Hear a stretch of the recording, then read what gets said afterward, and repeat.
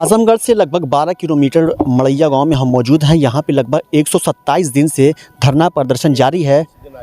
आज 130 दिन हो गया है इनका कहना है। आइए इन्हीं से हम बात करते हैं।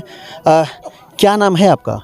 रामनयन यादव। रामनयन यादव, क्यों धरना प्रदर्शन यहाँ पे कर रहे हैं आप लोग, क्या वजह है?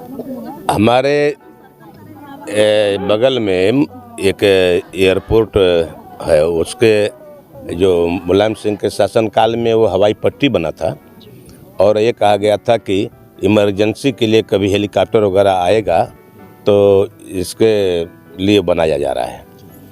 फिर इस स्थान पर मोदी ने एक जनसभा किया। उन्होंने उसी जनसभा में कह दिया कि ये नेशनल एयरपोर्ट का हम इसको बना रहे हैं। फिर इंटरनेशनल एयरपोर्ट का नारा हो गया। इधर हवाई पट्टी पर और नेशनल एयरपोर्ट बना भी नहीं, हवाई पट्टी पर कोई जहाज उतरी भी नहीं, तब तक इंटरनेशनल एयरपोर्ट की घोषणा हो गई।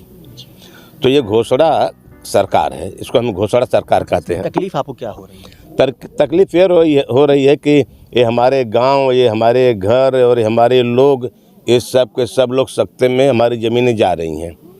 ये मकान हमारे उजड़ जाएंगे। विकास तो हो रहा है ना, काहे का विकास? और भी ले सकते हैं आप जमीन कहाँ वो देंगे?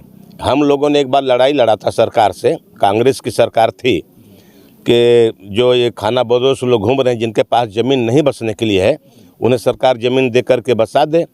तो सरकार ने दो टूक जवाब दिया था कि हमारे पास ज़मीन नहीं रह गई। तो हम कहाँ जाएंगे? जब ज़मीन है ही नहीं तो हम कहाँ जाएंगे? 1 2 4 होते लोग तो बात समझ में आती।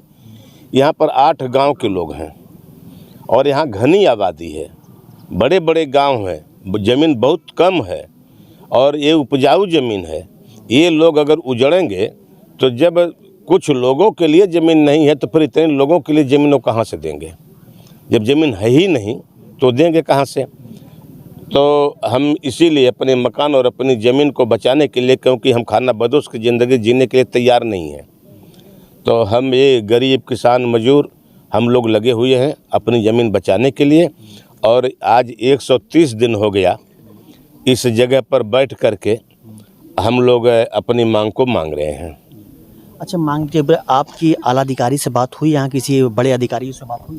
देखिए, बात तो हमारी एसडीएम से भी वार्ता हुई, डीएम से भी वार्ता हुई, लेकिन वो डीएम और एसडीएम की जो भी वार्ताएं हुई हैं, वार्ता कभी भी ये कहा जाए कि नतीजे पर नहीं पहुंची, बेनतीजा ही वार्ता रही।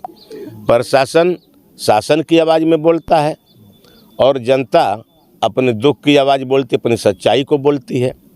अब आप बताइए कि मोदी जी एक बार सपना देख लिए सोते वक्त में, तो यहाँ पर इंटरनेशनल एयरपोर्ट की घोषणा कर दिए और इसीलिए उसका नाम उन्होंने ड्रीम प्रोजेक्ट रखा। तो ड्रीम प्रोजेक्ट अगर मोदी जी सपना देख लेंगे कि भारत के जनता को एक तरफ से गोली मरवा दिया जाए तो गोली मरवा देंगे। अच्छा, आप क्या चाहते हैं? हम लोग ये चाहते हैं कि एयरपोर्ट का जो विस्तारीकरण का उनका नीति है उसको रद्द करें या वापस ले जाएं। हम अपना मकान, अपनी ज़मीन देने के लिए कहीं से तैयार नहीं हैं। आंदोलन कब तक चलेगा आप लोगों का? जब तक हम अपनी जीत हासिल नहीं कर लेंगे आंदोलन तब तक चलेगा।